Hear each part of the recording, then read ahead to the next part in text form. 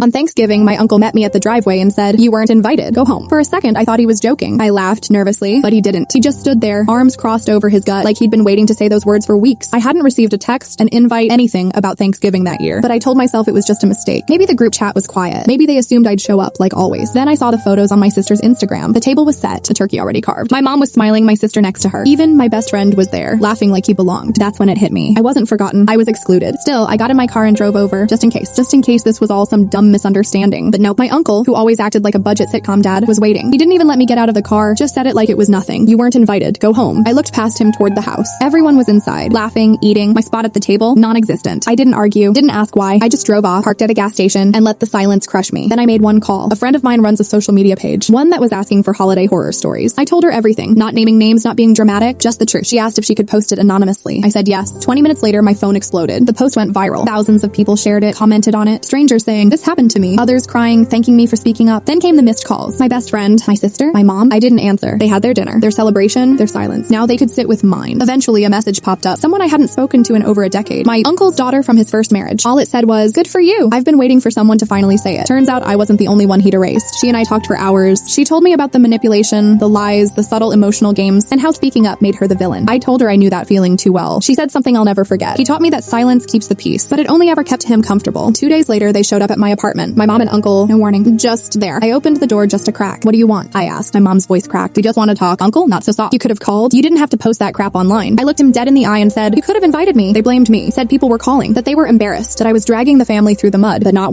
once did either of them ask if I was okay. So I closed the door. They stood outside a while saying I wasn't thinking straight, that I was too emotional. Maybe I was, or maybe they just weren't used to me speaking up, but I wasn't silent anymore, and I wasn't coming back.